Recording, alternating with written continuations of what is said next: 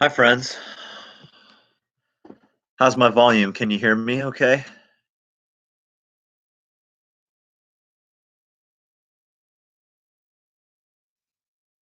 Let me know if you can hear me, if you can hear the sound of my voice. I don't have a microphone yet. I want to make sure my computer microphone's working.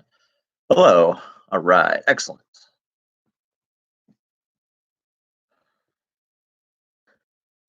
I just noticed I'm wearing the same exact shirt I wore yesterday. So that should tell you a lot about what I've been doing.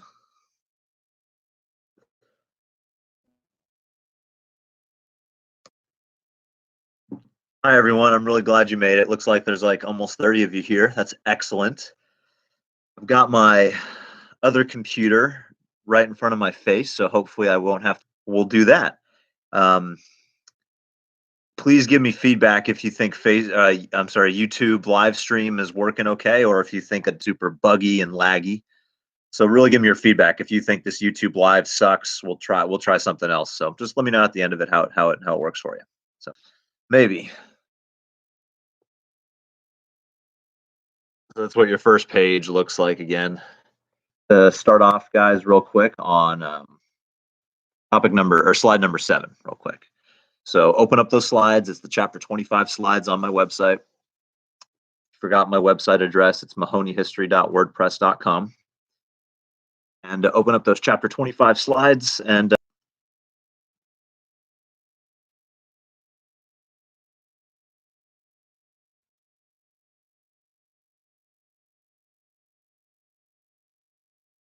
I don't know, maybe we'll try a different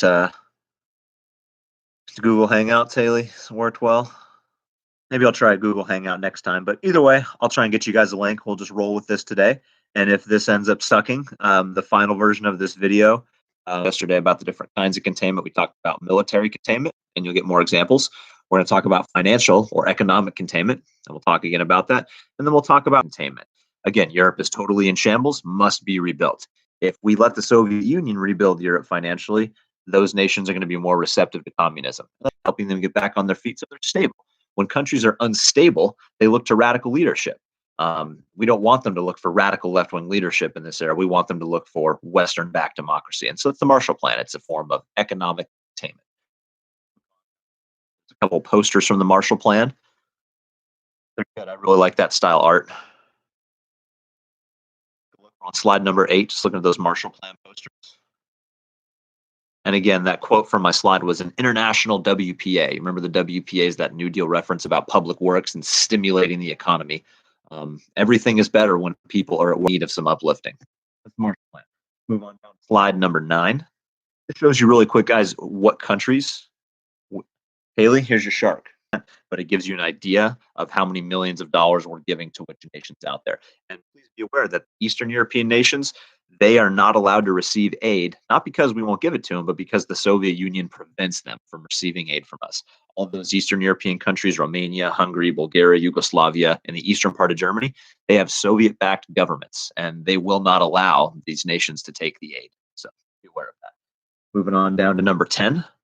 Take a look at number 10 right there, folks. I chose that one for a very important reason, because Germany itself is split all throughout, all the way up until the Soviet Union collapses in 91, I think. Separate countries. When you look at Olympic Games from the 60s and 70s, you'll see athletes competing under 2 different German flags. You'll see them competing. I know Berlin's the capital. The entire city of Berlin lies in the eastern sector, but they split the city right down the middle. In Eastern Germany be tested on this. It's called the Berlin Airlift, though. You can read about it in your textbook. It's certainly not an event that you're going to be tested on, but just be aware, guys. Stalin is blockading the capital of Germany, and we have to literally drop supplies in. We're dropping food in. It just shows you how the situation is escalating. This Cold War is spinning out of control. Is just what I'm trying to illustrate. Berlin Wall, which most of you have heard of, guys, that's not built until the 1960s. That's actually built under President Kennedy's watch. I don't mean that he ordered it or anything, but it's during his presidential administration when the Soviets built the Berlin Wall. If you ever have a chance to go to Berlin, it's super cool. There's museums all about the Berlin Wall. They've got a couple pieces of it standing. Back when I was growing up, my parents who lived in Germany during the 1980s, they had a little chunk of the Berlin Wall. They would buy at tourist shops. Number 11 of the Berlin Wall, guys. Those are all, again, pretty late. Those are like basically 1960s and on pictures. Some of those ones on top are from the late 1980s right there. The Berlin Wall is really famous for the graffiti covering the western side of it, beautiful murals and everything. People risked their lives to cross that wall, folks. The East Germans, they had like a brain drain. Everyone who was, had the ability was fleeing East Germany. The communist dominated part of the city sucked. So intellectuals, be aware of what the Berlin Wall is, guys. It's an example that you're never going to be writing directly on, but if you were writing about the Cold War in general, it is absolutely an event or evidence you could talk about. If I got a Cold War prompt, I can totally write about it without talking about the Berlin Wall. But I can absolutely 80. If my dad's listening to this, he'll give me a hard time because I can't remember it. I can't remember if the Berlin Wall is actually 89 or 90, but basically by 91, folks, the Soviets simultaneously take to the streets and start knocking that shit down with sledgehammers. There's lots of cool videos of it on YouTube, but it's a really spontaneous event. And, I don't know, it's cool. You should check it out. Not fully part of the class, but totally part of this topic. 12 guys is just another wall pictures from the actual destruction of it. 12 and 13. I really like slide 13. Super cool. How are we doing on volume?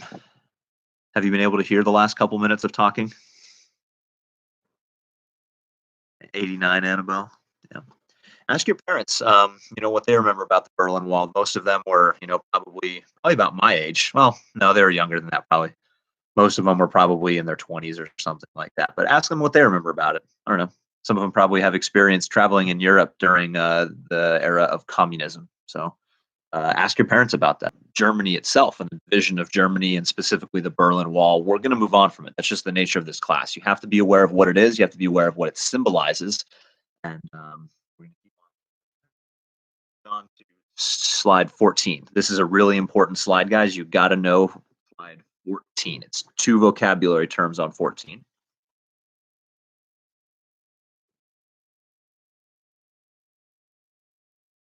It's NATO and Warsaw Pact. Now, folks, this is another example of containment, and you have to know it. One way that we're going to contain communism is by who is receptive to democracy and receptive to capitalism in the 1940s and 50s. In Europe, they're going to basically join NATO, and it's a major alliance, folks. We are going to agree to mutually support each other economically and militarily against the threat posed by the Soviet Union. The Soviet Union is going to counter with their own organization, folks, their own alliance. It's called the Warsaw Pact.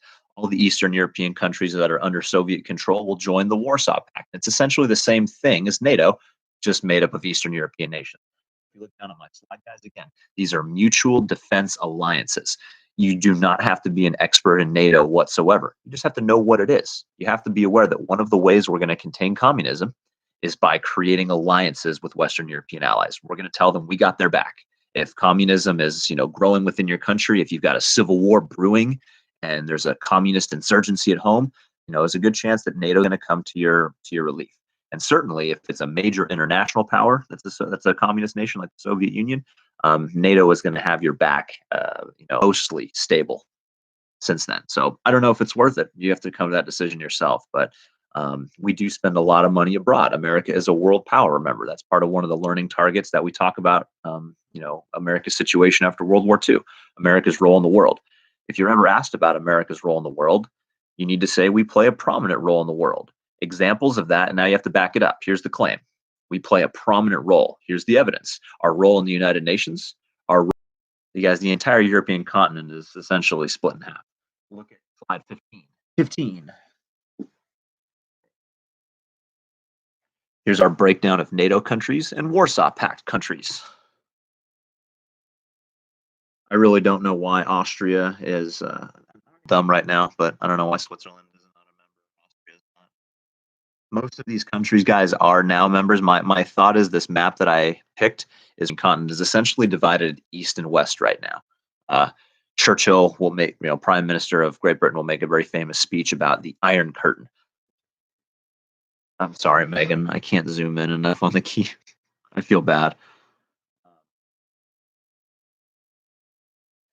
All I can tell you, though, is that region Yugoslavia, right near that little striped region, Megan, is going to be incredibly war torn all the way out through the 1990s. Bill Clinton is, going to have that situation on his plate. Even when I'm a little kid, there's war going on in Yugoslavia. So I don't have a good explanation for what that stripe indicator is, but I can tell you the battle over communism is hanging with me. And if you have any questions, just let them know. Andrea says withdraw Albania 1965. So my guess, Andrea, I appreciate that. Guys, I love it when you chime in the chat box. Please do it. Move on down. Again, we're not experts in the Warsaw Pact. We're not experts in NATO. We know what they are. They're military alliances. And again, the goal from our perspective is to contain communism. We're going to try to help weak nations out in Europe resist it by telling them we got their back economically, militarily. We support you in the face of communism. That's our alliance. It's NATO.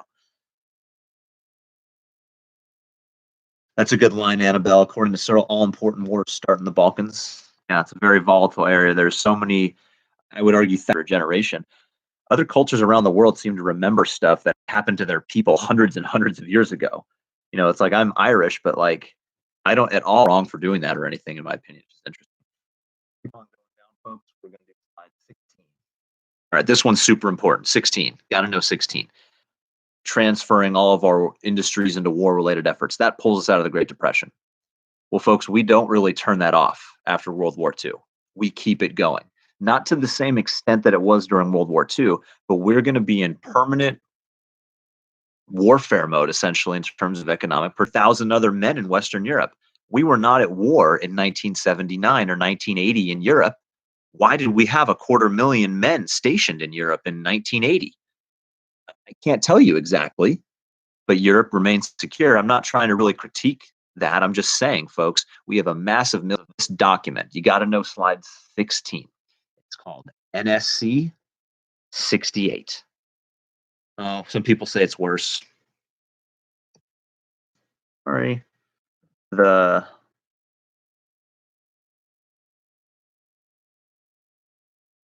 final video won't be laggy. And maybe we'll try a different platform next time. But we want to ensure freedom throughout the world. If we want to contain communism, we must utilize military preparedness. We must build up a massive peacetime force. We need to create a large nuclear arsenal. Hell, we need to even create a hydrogen bomb, way more powerful than our traditional nuclear weapons. We should probably build increased air defenses to protect us from Soviet attack. We should do all of these things for military preparedness. You guys know that there's nuclear weapons all around Marin County, all around the Bay Area, those Nike missile sites. If you've ever hiked up to Mount Tamalpais, you've been near them. They've got them in China Camp. They had one in nuclear submarines. Anything we can do to be prepared for this nuclear threat or this Soviet threat, we need to do. Again, take a look at that slide, folks. It's relatively moderate Democrat. He believes in social welfare, but he's also a cold warrior. So, Raul, please don't think political parties are that important right now. Republicans and Democrats are going to really buy into this.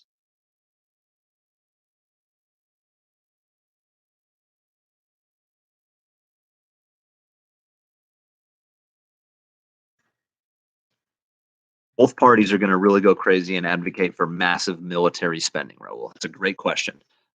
Republicans and Democrats are going to get this kind of fear of communism just embedded in their veins, and they're not going to let it go. They're going to be willing to go to war in foreign nations. They're going to be willing to spend money. They're going to be willing to just spend billions and billions of dollars wherever they see the need to. And that's both political parties that are going to do that. It's a great question, Raul. Yeah, great one.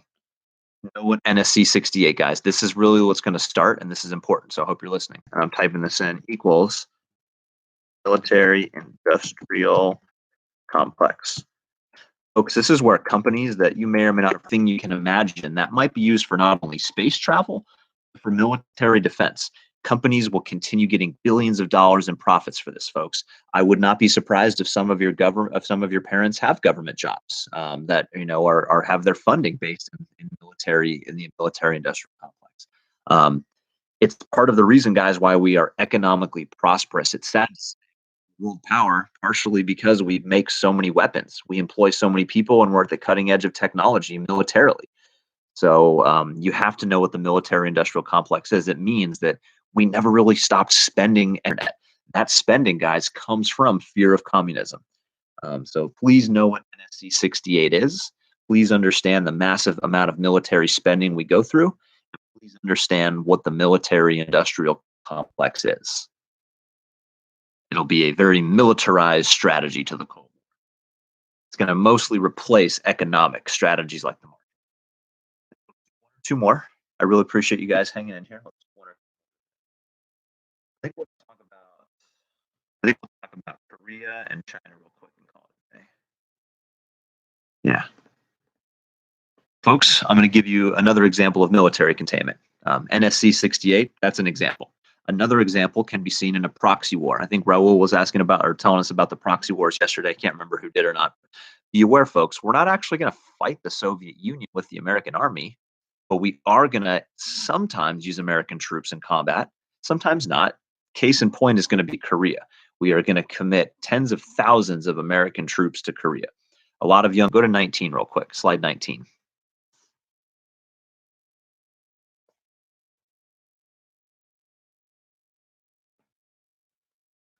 All right, this will be the last topic of the day, folks. I'll try and get through in about 5 minutes. So this is important. You got to know this one. On slide 19, here's the background. You guys know what the Japanese did during World War II. You know the Japanese were running wild in the Pacific.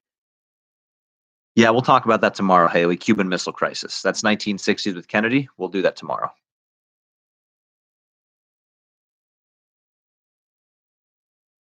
Cuba tomorrow, Haley. When Japan loses in World War II, folks, all of their Pacific colonies essentially are in the air. Korea is one of them. Korea used to be a colony of Japan. And when Japan is no longer in control of Korea, Korea is going to be essentially fractured. You've got a communist-backed party in the north, and you've got a essentially capitalist or receptive to Western-backed party in the south. The Korean War, folks, is an attempt to unify. This is where the United States is going to step in, and this is what we call the Korean War. We are trying to stop a communist takeover of South Korea. You're going to see words like the domino theory being thrown around, and that's the logic that if we let one nation fall to communism, the rest are going to fall. The other background, guys, besides Japan vacating Korea, is China. China is one of the largest nations in terms of landmass. It's also one of the largest nations in terms of population. And if you did the reading, you'll know that China has been going through a revolution all throughout the 1940s. And the winners of that revolution, guys, are Mao Zedong and the communists. The largest two countries on earth now, folks, Russia and China, are now communist. Think about what that means to Americans. It scares the shit out of them.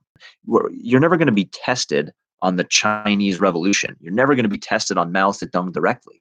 But you absolutely have to know that the Chinese, Korea, it's going to be Vietnam, Thailand, Laos, Cambodia, Malay, and all the rest of the dominoes will start falling. We've got to stop it in its tracks. So again, you're never going to be tested on how China became communist. You just simply have to know, because you're AP US history students, that, oh man, when China becomes communist in 1950, whatever, those people are crazy. Harry Truman didn't lose China to communism, but he's determined to make a stand in Korea, folks. So when the northern when stand, and he's going to commit American ground troops. This is very different than sending military aid, folks. Sometimes I'm okay with sending military aid, but I'm 1,000 men are killed in the Korean War, folks, on the U.S. side alone. China has over 500,000 deaths, hundreds of thousands on the Korean side, and it's a total stalemate. Guys, you don't have to know any details about the war whatsoever. You don't have to know them, but you just simply need to know what it is. It's an example of military containment.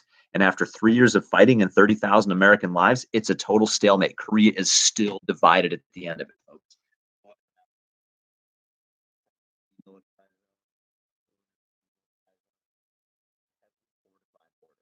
North Korea. Be aware, folks. War is. We're not experts. You're not going to be asked about a single battle of the Korean War. You just simply have to know it's an example of military containment. At the end of 3 years, it's a total stalemate.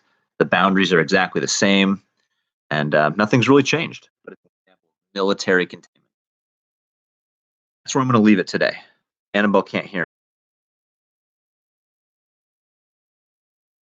Amelia, China is not an example. We don't contain it in China.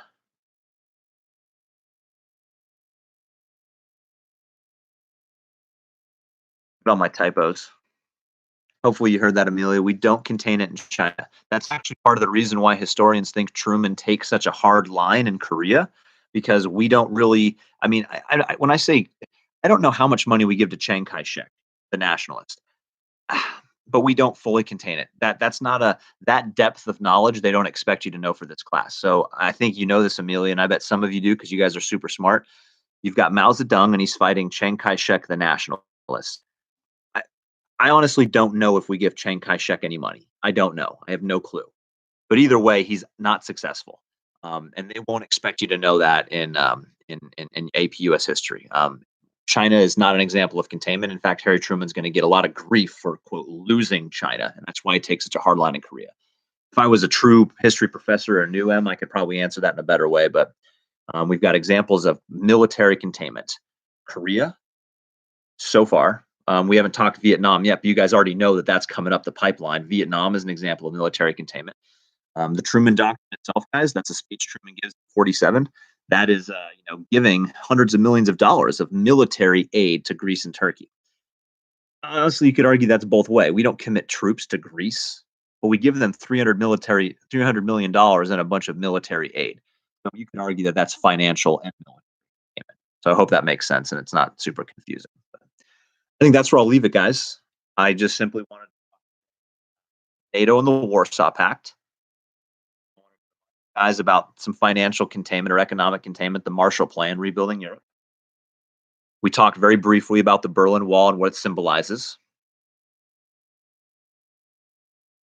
We talked about NSC 68, National Security Council. It's a document, it's a report, but that report encourages massive military buildup, massive financial commitment to maintaining our military presence. I really credit that document with the reason my father and mother, my mother was a teacher.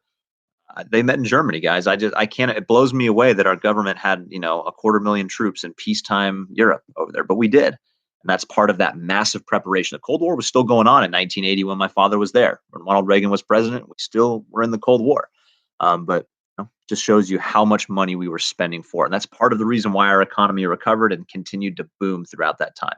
It's not the only reason, but be aware military spending is good for the economy most of the time, as weird as that sounds. It truly is. Yeah. Need Frank?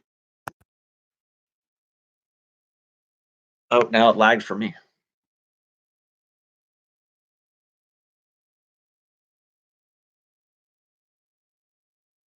Megan, I would say NSC 68 is actually military containment. Because of NSC 68, we're going to build up a massive nuclear arsenal that's got like 50,000 nuclear warheads in it by the time John F. Kennedy is assassinated in 63. Tens of thousands of nuclear warheads, military bases that are constantly on alert. Megan, will actually be flying planes 24 hours a day in and around Soviet airspace with nuclear capability. We are ready to nuke Russia in a heartbeat. And I'll talk way more about that tomorrow, guys. I didn't do anything with nuclear weapons yet.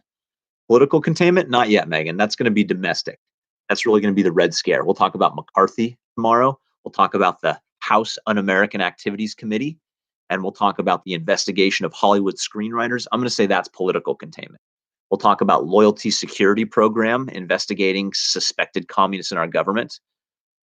NATO, you could say is honestly, Haley, NATO could be, I would say NATO is military containment, but it could also be political containment. It's a political military alliance. Sometimes you don't have to use military force to pressure people. Sometimes you can use political force to pressure people, and NATO does that. I would say NATO, depending on how you frame it, could be political or military. I would say that NSC 68 is mostly military. When you see NS 68, I want you to think of building up of military force. But, it's also a form of financial containment, I guess. There's some gray area with that, folks, and I don't mean to confuse you. It doesn't, if you say it's a form of containment and then you explain what it is, I promise you're going to be fine.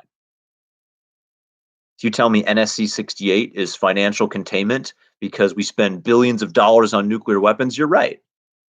If you say it's military containment because we spend billions of dollars on nuclear weapons, you're right. Does that make sense?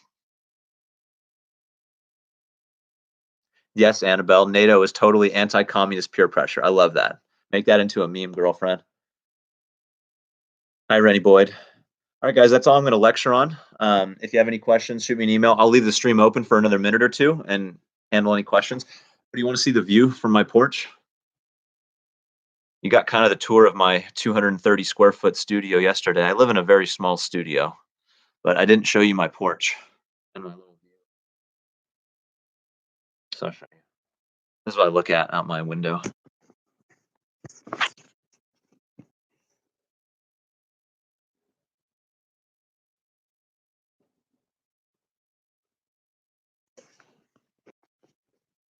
That was my view. MTV Cribs, yeah, right. That's it.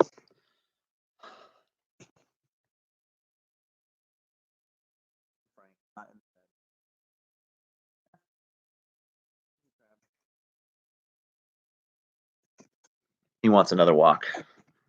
Yeah, folks, that's all I got. Where's Camber? Ella, I don't live with Camber anymore. I lived with Camber like a year ago. Mr. Camber lives with his girlfriend now. Mr. Camber's got a nice girlfriend named Baxter, and they live together.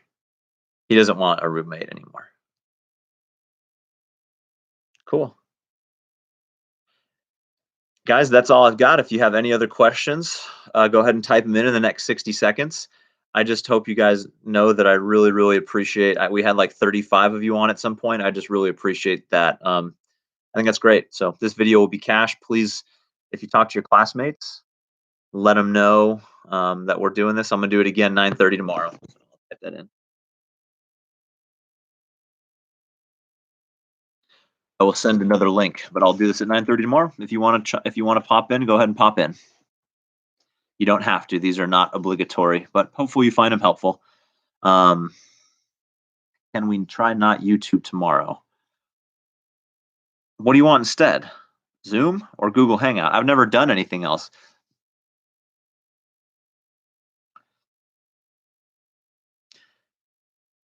I will try.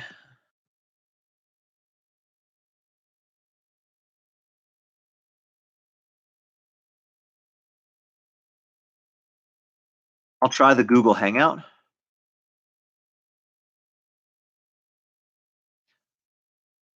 If we do a Google Hangout, will it be stored anywhere?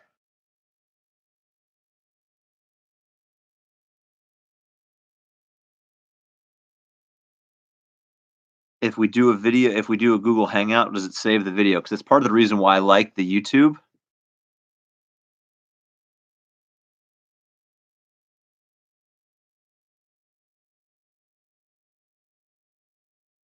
Okay, if I can record the Google Hangout, then I'll just post it on YouTube. So I'm gonna work. I'm gonna make that be my task today, folks. I'm gonna try and get a Google Hangout going, and then I will email you guys all the Google Hangout meeting, and I'll record it, and then I can post it on YouTube because I wanna have all these videos posted for people that can't. I mean, I don't know how helpful they are, but that's what I'll try and do, Annabelle. I'll try and figure out how to screen record it. So I will try.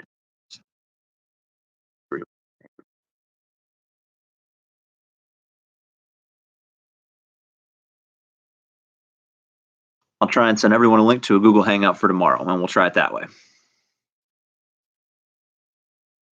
Sweet. So I'm sure I'll be able to figure that out. I got nothing else to do, so I will do a Google Hangout. I'll send you guys a link. I'll see you at 9:30 tomorrow. You got notes due Friday. Quiz is posted.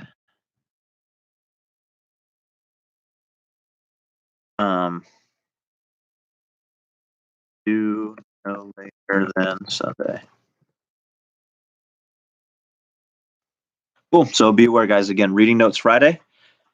Your quiz is posted already. You can take it whenever. You have to take it by Sunday. There's no excuse. You have to take it by Sunday. I'm gonna give your ass a 0 if you don't take it by Sunday. Sweet. All right, I'm signing off then, unless you have any other questions. Get me on email. Look for a Google Hangout link coming up, 9:30 tomorrow. Bye, guys.